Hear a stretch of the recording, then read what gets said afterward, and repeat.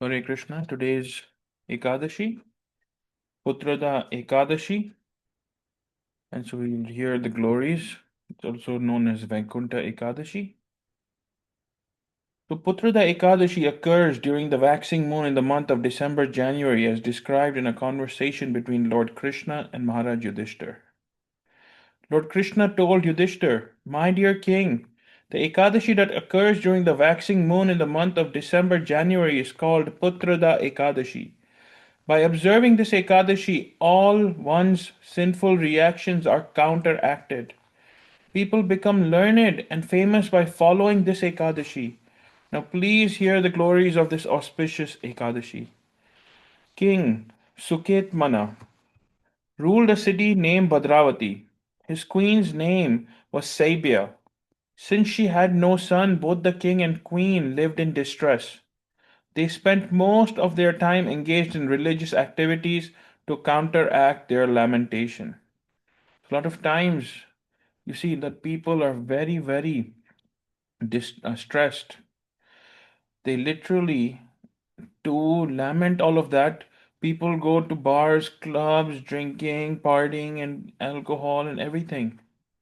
But over here, to counteract the lamentation, the king and the queen, they used to spend time engaged in religious activities. So just over here, you can see how from Yuga to Yuga, when it was Satyuga, Dwapar Yuga, Treta Yuga, right, there were still religious activities, spiritual activities were prevalent. But in the Kali Yuga today, oh, if anybody is stressed, anybody has a lot of sorrows, anybody is feeling like overwhelmed, what do they do today? Most of them, not all of them, there's still so many people that go to religious activities too, but very few. Most of them look to either alcohol, drugs, and all of this abuse happens. Right? So we should learn from these. So they spent most of their time, the king and queen, engaged in religious activities to counteract their lamentation. The forefathers were also worried because after King Suketumana, no one would offer them oblations. Right? So the forefathers. Understanding the distress of his forefathers, the king became even more morose. He became even more sorrow. But remember, now, today, right? If the future generation today, as long as one is chanting Krishna's name, we do not need to worry about our forefathers and if they will be happy or not, or anything. If we are offering Bhoga to the Lordship every single day, when we offer that to that Supreme Lord Krishna, all of our forefathers, wherever they may be, also receive the benefit of that bhog offering to that Supreme Lord.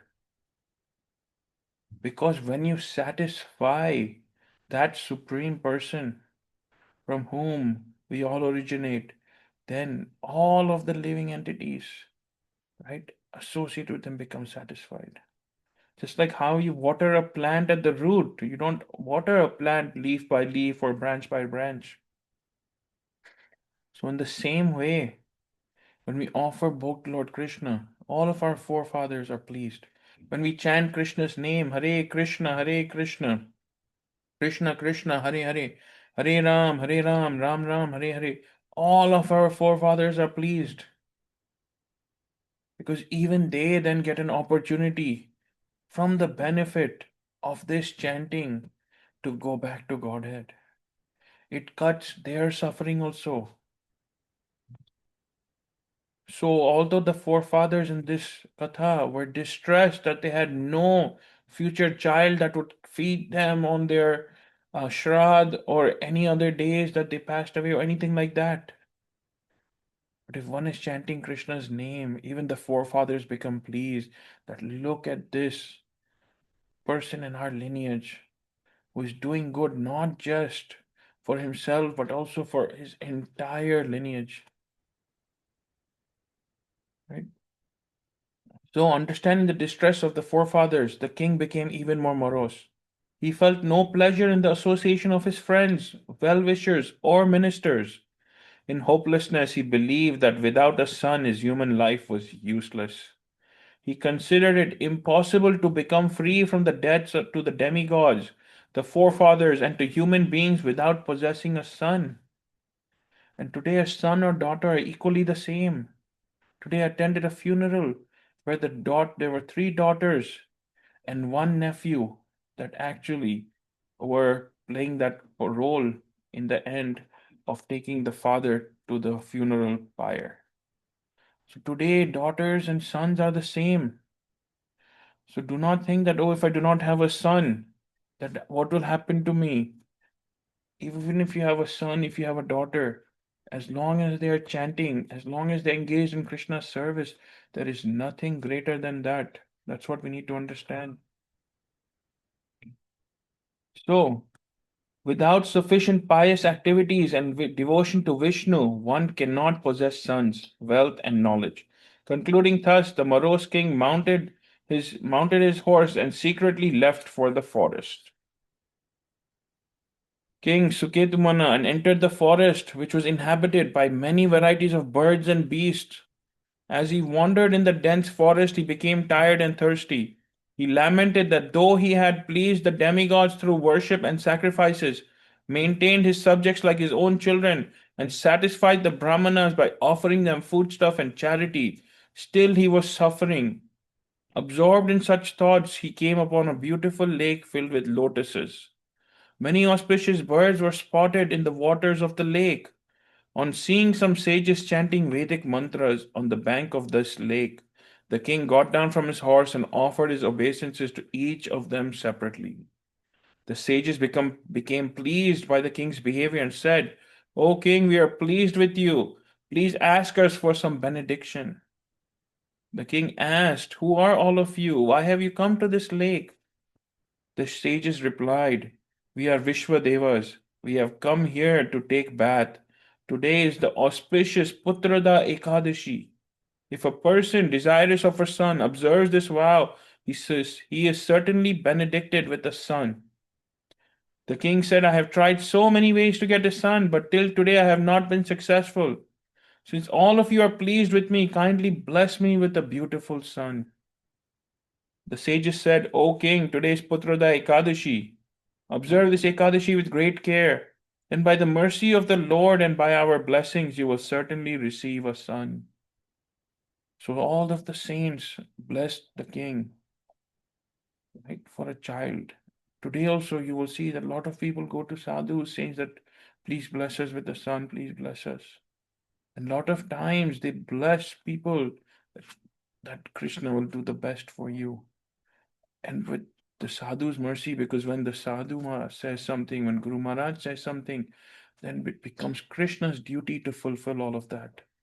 So we should always, always serve the Vaishnavas, the sadhus, Guru Maharaj, right? Thinking them not to be different from Krishna.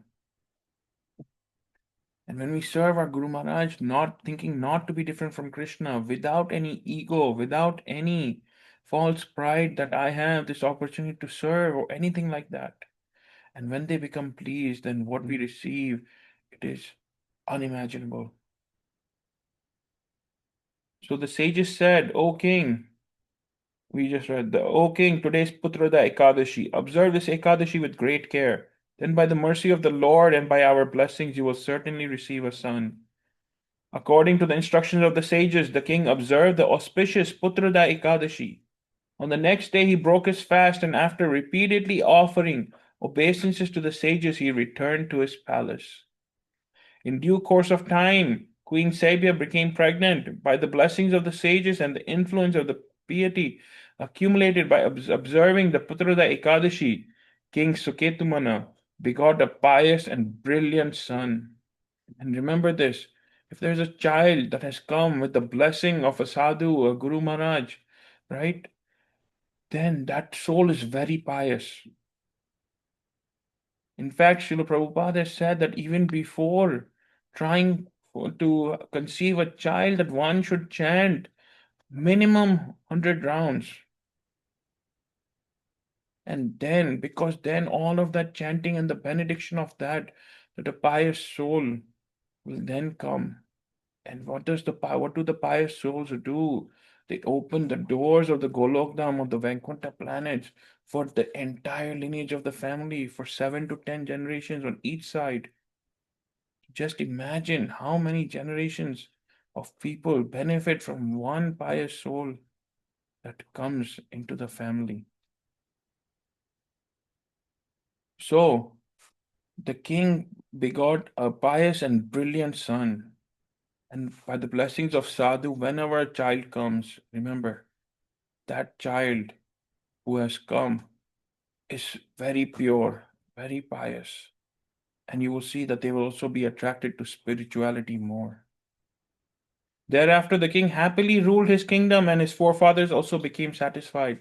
Lord Krishna continued, O King Yudhishthir, by following this Putrada Ekadasi, one can get a son and attain the heavenly planets. So this was the Katha of Putrada Ekadasi.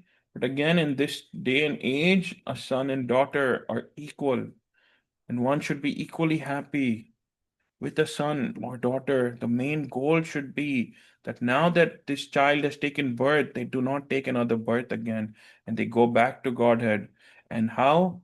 They chant Krishna's name in every single moment. Hare Krishna, Hare Krishna, Krishna Krishna, Hare Hare, Hare Ram, Ram Ram, Hare Hare. And in every moment, they never forget Krishna, right? Because how do we never forget? By always remember Krishna, and never forgetting Krishna is just as good as always remembering him. Always remember Krishna. We should all chant and be happy and end this year, which is coming to an end tomorrow, on this beautiful positive note, that taking this benediction or taking this promise today, that I will continue to chant every day in the new year, wake up early in the morning, chant Krishna's name, and use this beautiful life to go back to Godhead.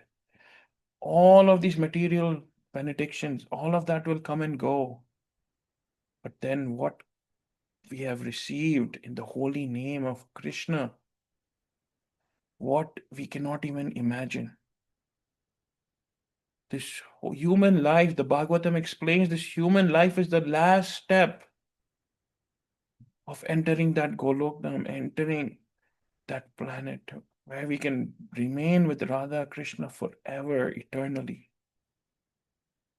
How is that planet? It is self-illumined, right? Na tad basyo suryayo, na sashanko na pavakaha.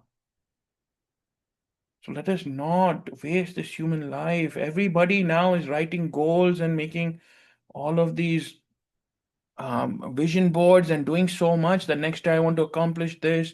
I want to grow my following by X. I want to make this much money. Let us also, we don't have to leave all of that. That is all good. We should all have those goals. But we have to simply add Krishna there too, right? When it's like, let me make money, we have to think and ask, why should I make that money? You should keep asking. There's the 5 whys. Keep asking, why should I make that money? Oh, so I can, serve my family. Okay. And then I don't have, and then why? So that I don't have to be stressed about providing for them. Why? So that I can chant effectively, so that I can serve Guru and Krishna effectively. If that is the why that you are getting to, then that is good. But if you keep asking yourself that, oh, I want to make money, ask yourself why. Like, oh, I want to get more power. I want to build more houses. I want more wealth. I want more fame. I want to be respected everywhere. And that is going down the wrong path. But when we do it for Krishna, and we do it even because even without mental peace or without health, physical health, without mental health, we cannot chant or pray effectively. Right? So, and in the end, if our main motive is to chant, to serve Guru, to serve Krishna, even if you're making money, just add Krishna to your goals. Have a goal around the chanting, around serving Krishna, around attending Mangalarti, right? Around serving Guru Maharaj, all of that. Just add that goal. We don't have to leave anything. In addition to just all of the goals that we have for ourselves, just add one more goal for Krishna. So we end over here today on this auspicious Ekadashi day, and then we will continue again next week, because with tomorrow New Year's Eve and the New Year's celebration, so we will continue next week. Before we end for today, we'll chant together Hare Krishna, Krishna Krishna, Hare Hare, Hare Ram, Ram Ram, Hare Hare. Hare Krishna, Krishna Krishna, Hare Hare, Hare Ram, Ram Ram, Hare Hare. Hare Krishna, Krishna Krishna, Hare Hare, Hare Ram, Ram Ram, Hare Hare. Shri Shri Radha Vrindavan Chandra Bihari Lal